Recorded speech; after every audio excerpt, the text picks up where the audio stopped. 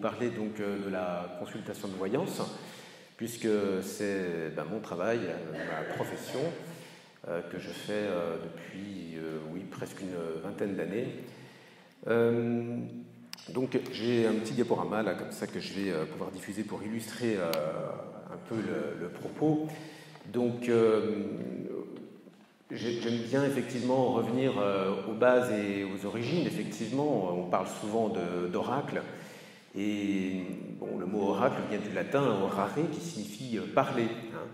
Et d'ailleurs, on retrouve le suffixe oris, qui signifie la bouche, qu'on retrouve d'ailleurs dans orifice. Et c'est l'idée donc qu'un oracle, quand on va voir un oracle, on va entendre quelqu'un qui va parler. C'est un individu qui finalement parle, donne des informations. Michael employait tout à l'heure parlait de vérité absolue. Effectivement, quand on consulte un oracle, il y a l'idée qu'on va entendre une certaine vérité. Et j'aime beaucoup cette idée on va entendre quelqu'un parler. C'est ça l'idée d'un oracle. Et on a d'ailleurs cette expression aussi qui est rendre un oracle, puisque l'oracle peut désigner à la fois finalement l'individu qui parle, mais aussi le discours le discours qui est rendu, la prédiction, la sentence, le conseil donné, finalement tout cet ensemble d'informations qui va être dévoilé donc par l'oracle.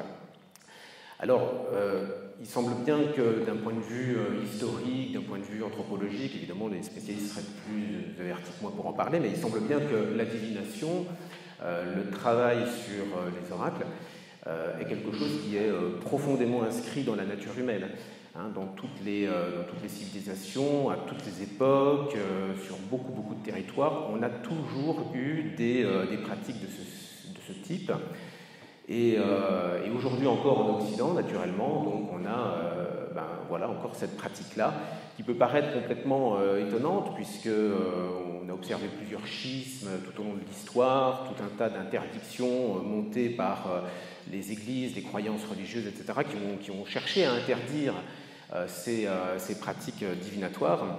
Et puis finalement, elles émergent quand même, elles ont beau être cataloguées ou interdites, et puis finalement, elles existent toujours, comme quelque chose qui est refoulé, qui réapparaît, et qui fait que aujourd'hui, donc, on consulte encore des voyants en Occident.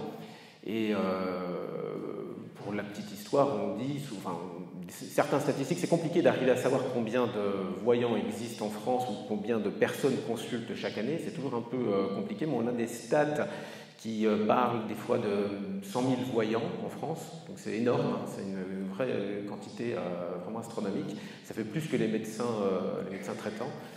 Mais dans ce lot, en fait, il y a probablement un amalgame avec tout un tas de professions alternatives, de soins, de magnétiseurs, de guérisseurs, toutes sortes de personnes finalement qui sont un petit peu dans cette dimension.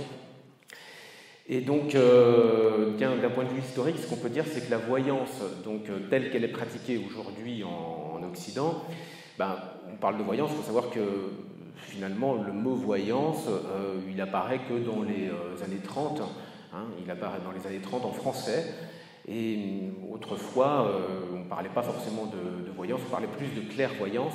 Et là, ici, vous avez une illustration de celle qu'on peut considérer en France comme la première voyante contemporaine. On ne l'appelait pas comme ça, plutôt une carte ancienne. C'est Mademoiselle Lenormand, dont vous avez peut-être entendu déjà parler. Il y a un jeu de cartes, d'ailleurs, fameux, qui porte son nom, qui est le jeu de cartes qu'elle utilisait dans ses consultations. Et donc, d'un point de vue historique, on pourrait considérer que c'est la première voyante moderne, si je puis dire, puisque elle était consultée donc, à la fin du XVIIIe siècle. Elle a traversé toute la période révolutionnaire, elle était consultée finalement par les monarchistes comme les révolutionnaires. Elle a eu la tête sauve, et puis elle a même fini par être consultée par Joséphine de Beauharnais, et puis par Napoléon Bonaparte. Donc elle a vraiment traversé comme ça toute une génération de citoyens, on va dire.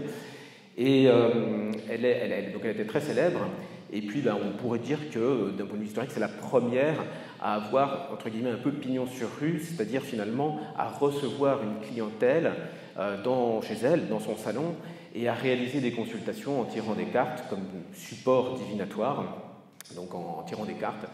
et puis à réaliser comme ça donc, des consultations. C'est vers la fin du XVIIIe siècle voilà, qu'on commence à voir émerger ce type de travail en France. Il existait auparavant la pratique oraculaire, la pratique divinatoire, comme je le disais tout à l'heure, elle a toujours existé, mais elle était cachée, elle a toujours été occulte, elle a toujours été réalisée par des personnes qui étaient de basse couche sociale la plupart du temps, et puis souvent par des femmes, c'est ce qu'on appelait des fois des bonnes femmes, des bonnes femmes qui prodiguaient des soins divers et variés, fabriquaient des potions, fabriquaient des soins, des onguents, pratiquaient l'avortement clandestin aussi. C'était des bonnes femmes qui étaient pourchassées d'ailleurs aussi, qui ont connu beaucoup de problèmes au travers de l'histoire. Donc l'origine du terme voyance, en fait, c'est une contraction du terme clairvoyance qui est employé au XIXe siècle par les premiers métapsychistes, on pourrait dire, en Angleterre principalement. D'ailleurs, les Anglais qui emploient ce mot-là pensent employer un terme français qui pourtant n'y existe pas en France. Enfin, c'est un problème de vocabulaire. Et puis cette clairvoyance, eh bien, c'est un terme qui est employé pour définir cette capacité qu'auraient certains individus à percevoir des informations, à voir littéralement des choses sans l'usage de moyens conventionnels. Et donc, au XIXe siècle, vous avez tout un tas d'expérimentations qui sont réalisées sur les fameux somnambules. Les somnambules, ce sont des individus qui sont plongés dans un état qui est tout à fait proche de l'état d'hypnose, qu'on n'appelle pas d'ailleurs encore hypnose. Il faudra attendre 1843 pour que ce terme-là soit vraiment défini. Et donc, on parle plutôt de sommeil magnétique.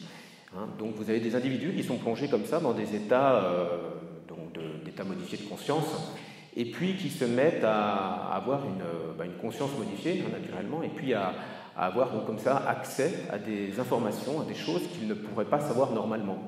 Alors il y a comme ça des individus qui s'illustrent, et notamment un qui est très connu, qui s'appelle Alexis Didier, et qui a été donc assez étudié, même scientifiquement parlant, par les scientifiques de l'époque. Et je vous renvoie d'ailleurs à une biographie sur lui qui s'appelle Alexis Didier, un voyant prodigieux, écrite par le philosophe Bertrand Meust, qui est tout à fait passionnante à lire, qui nous plonge dans le XIXe siècle aussi.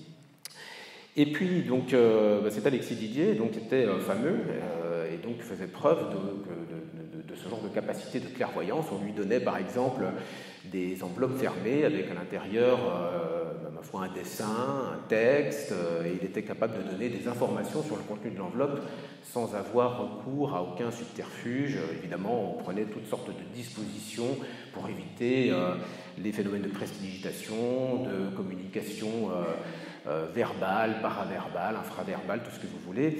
Et donc, on a fait beaucoup d'expériences sur lui et sur d'autres aussi. Donc, c'est ce genre d'expérience qui a ouvert la voie à toute la métapsychique et toute la parapsychologie, qui a amené donc un grand nombre d'expériences sur cette capacité. Et donc, cette capacité de clairvoyance, eh bien, c'est celle qu'on voit se mettre en œuvre quand on plonge un individu dans cet état modifié de conscience qu'on appelle à ce moment-là le somnambulisme. Bon, alors le somnambulisme, c'est un terme qui finit par disparaître au profit finalement du terme de voyance. Donc là, vous avez en arrière-plan, vous voyez, c'est des petites annonces,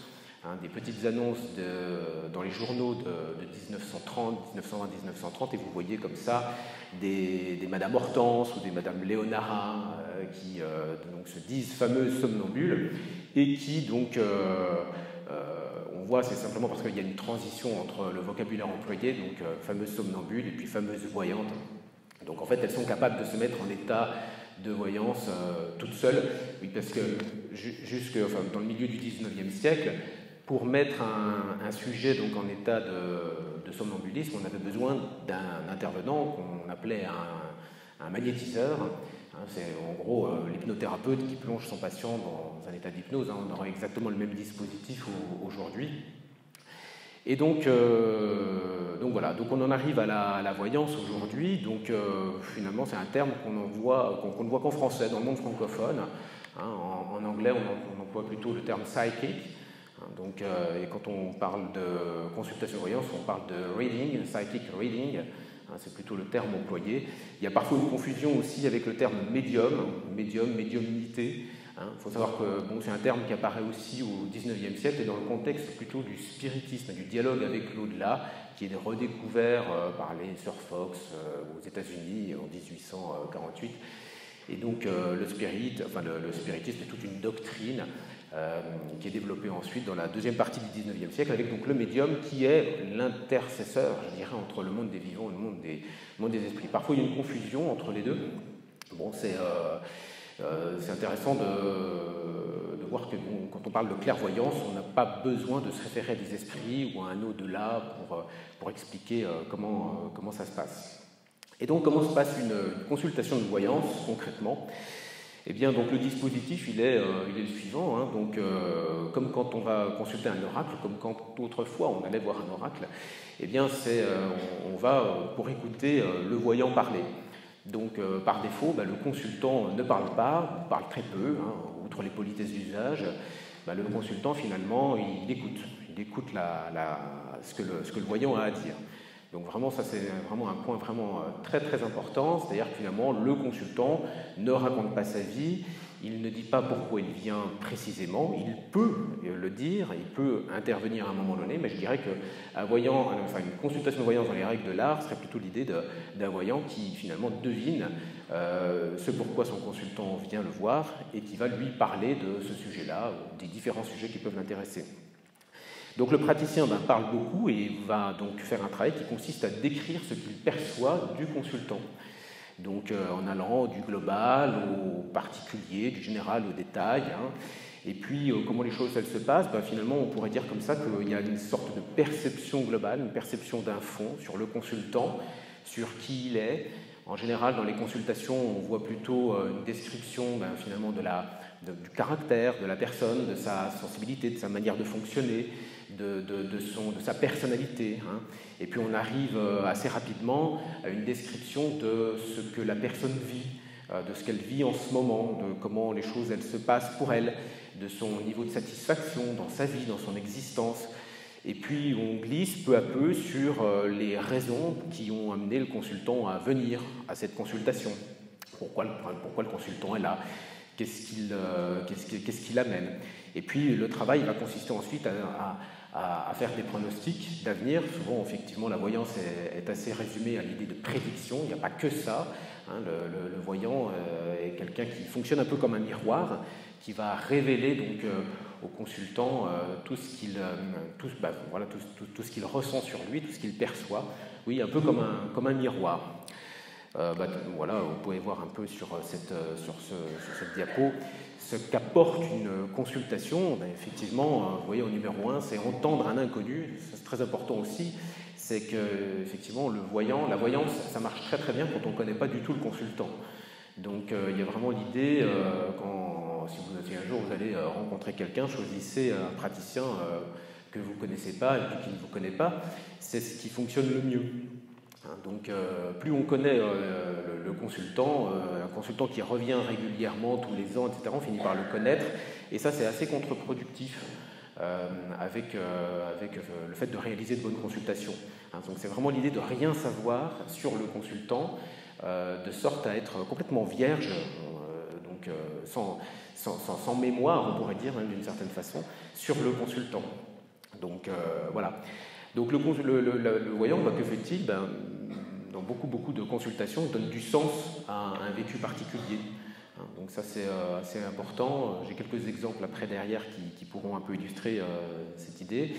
Et puis, souvent, c'est se confronter à un point de vue complètement inédit. C'est vrai que souvent on consulte un voyant pour avoir des idées, pour avoir un retour sur finalement où on en est dans sa vie, dans son existence. Donc c'est vrai qu'il y a un peu cette idée derrière ça qu'on consulte un voyant quand il y a, on pourrait dire, un épisode de crise ou d'inquiétude ou quelque chose qui force à s'interroger et pour lequel on n'a plus guère de réponse, ou on n'arrive pas par soi-même à trouver des réponses ou à donner du sens finalement à ce que l'on vit.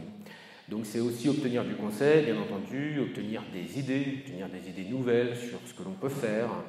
Beaucoup de gens qui peuvent consulter, par exemple, sur des questions d'orientation professionnelle, sur des questions de choix divers et variés. Comment ça fait si je choisis ceci? Comment ça fait si je choisis cela? Qu'est-ce que vous voyez? Donc, si jamais j'entreprends telle ou telle carrière, comment les choses vont se dérouler pour moi? Donc c'est ça, c'est aussi obtenir un pronostic d'évolution. C'est de l'aide à la décision, on pourrait dire. Hein, et donc voilà. Donc concrètement, comment tout ça, ça fonctionne? Tout à l'heure, j'ai parlé donc, de l'aspect de clairvoyance. Alors, ça, ce sont des images d'illustration, hein, ce n'est pas les vrais consultants qui sont venus me voir. Hein, je tiens à le préciser quand même, c'est pour faire joli, donc pour illustrer un petit peu. Qu'est-ce que j'avais à dire sur cette Myriam? En fait, c'est une consultante. Donc, dans le dispositif de consultation, c'est toujours la même chose. C'est-à-dire que moi, je ne connais pas les gens qui viennent me voir, je ne me renseigne pas sur eux, et puis c'est totalement inefficace de faire ça d'ailleurs. Et donc l'idée, c'est de démarrer comme ça et de dire un petit peu à la personne tout ce que l'on perçoit. Et donc la voyance, bien souvent, j'aime bien dire que c'est de l'information qui va se manifester, qui se manifeste, et puis qui se manifeste au travers de mon corps. D'une certaine façon, toutes les cellules de mon corps se mettent à percevoir des choses, et donc il y a un décodage à effectuer. Et donc là, c'est ce qui est noté, j'ai des perceptions corporelles qui sont très fortes et que je décode, c'est une sorte de lourdeur, c'est des sensations kinesthésiques qui sont assez importantes, c'est dans le corps, c'est une respiration qui devient difficile alors que la consultante est en face de moi. Et donc, il y a l'idée, cela dit, que c'est quelqu'un qui est en train de se libérer, qui est en train de... J'ai une image, en fait, c'est ce que je marque là, puisque j'ai l'idée d'une métaphore, et donc c'est ce que j'explique à la personne. On parle beaucoup en métaphore, les voyants. Donc, il y a l'idée d'une force vive, qui est puissante, qui se libère enfin. Il me vient l'idée, si vous voulez, d'un volcan qui lâche sa lave et qui fait le ménage autour de lui. Donc, il y a comme ça un peu cette idée que cette personne qui est là, en face de moi, elle est en train de tout révolutionner dans sa vie, de changer d'existence d'une certaine façon, et donc elle m'expliquera juste après, si vous voulez, qu'elle est en pleine effectivement rupture de couple et qu'elle met fin à une relation très dominante, une relation très difficile. Elle me dit qu'elle vit avec un pervers narcissique depuis 10 ans et qu'elle a enfin décidé d'arrêter cette relation, elle a pris son courage à deux mains. Donc ce qui est intéressant là dans cette histoire, c'est que moi, dans mon ressenti, j'ai vraiment l'idée d'une force qui se réveille. Dans ce cas, c'est une jeune étudiante, et donc elle s'interroge beaucoup sur ce qu'elle fait, sur ce qu'elle vit. Et donc là, c'est pour illustrer un petit peu comment les perceptions de voyance elles se font. Et donc j'ai l'idée en fait d'une pièce blanche pleine d'appareils technologiques. Il y a des personnes qui sont là, qui sont concentrées, qui sont attentives, qui manipulent des outils. Et j'ai la sensation, si vous voulez, qu'à cet endroit, vraiment, on fait de son mieux. On fait de son mieux pour faire bien, pour faire beau même aussi. Vous voyez, donc c'est des sensations comme ça, finalement, qui sont perçues, qui sont décodées, naturellement, parce que des informations, quand elles arrivent, elles sont assez brutes, d'une certaine façon. Il faut arriver à décoder et rendre intelligibles ces sensations, ces perceptions, pour finalement donner une interprétation. Et donc là, j'ai vraiment l'idée que cette Chloé, elle est dans une activité intellectuelle qui est à la fois manuelle et technique, et il y a une notion d'ingénierie qui comporte une quête d'esthétisme. C'est un peu comme ça que j'exprime les choses. Et puis donc Chloé, elle m'explique ensuite que elle est étudiante en 6e ou 7e année de médecine, et elle se demande en fait quel médecin elle sera, et au moment où elle me consulte, elle est dans un service de chirurgie digestive. Donc de chirurgie viscérale. Puis en fait, elle a beaucoup de doutes, elle a l'impression de ne pas y arriver. Et donc pour elle, la consultation va être en quelque sorte le fait que je vois entre guillemets ce qu'elle fait et qu'elle le fait bien et qu'elle est dans une quête d'esthétisme, dans une quête de travail bien fait, c'est quelque chose qui va énormément la rassurer et faire qu'elle ne va pas arrêter ou changer de voie directement. Ici, j'ai Jean-François, c'est un homme de 49 ans qui est père de famille. Et puis, lui, il m'a consulté, c'est pareil, pour des questions un peu d'orientation professionnelle. Et j'aime bien cette petite conversation sur la fin. Vers la fin de consultation, il me demande, vous avez un extrait du dialogue que j'ai avec lui, qu'est-ce que vous voyez sur ma fille Églantine qui a 7 ans? Et donc, je lui décris crise que je perçois sur sa fille, je la ressens assez réservée, plutôt pudique. J'ai l'impression d'une petite fille en fait qui ne vit pas tellement, qui s'extériorise peu, qui ne se lâche pas, qui parle peu. Voilà, c'est un peu toutes ces sensations-là que j'ai.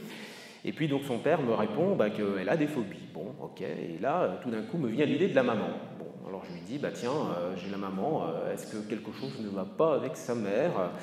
Et là, le monsieur réfléchit, puis finalement, il me dit une chose assez étonnante. Elle refuse que sa mère lui donne le bain. Il n'y a que moi qui peux la laver. Et donc, j'ai une autre sensation en rapport toujours avec la mère. Et donc, moi, je pose la question s'il n'y a pas quelque chose qui a posé problème avec la naissance. Et puis, voilà, le papa, vous voyez, c'est noté sur le texte, me dit, finalement, sa mère a fait des fausses couches pendant 2 ans avant d'avoir Églantine. Mais maintenant que j'y pense, sa mère a failli se noyer quand elle était petite, à peu près à l'âge d'Églantine. Vous voyez, donc, et ça, c'est un souvenir, en fait, enfin, un souvenir, le père le sait, mais on n'en a pas conscience, finalement, au travers de ce que moi je lui raconte, de ce dialogue, de cet échange. Finalement, je lui amène, enfin, il reprend conscience de cet aspect. Et donc, ce qui est intéressant, c'est qu'il m'a rappelé par la suite, ce monsieur, pour m'expliquer qu'ils avaient entamé une thérapie, enfin, ils voyaient déjà des pédopsychiatres par rapport à ces phobies, mais que du coup, effectivement, cet éclairage, finalement, qui a pris 5 minutes à la fin de la consultation, avait beaucoup fait progresser la thérapie derrière pour que la petite puisse régler certaines difficultés. Voilà, j'arrive à la fin du diapo. Je vais passer la parole à Thomas. Merci de votre attention.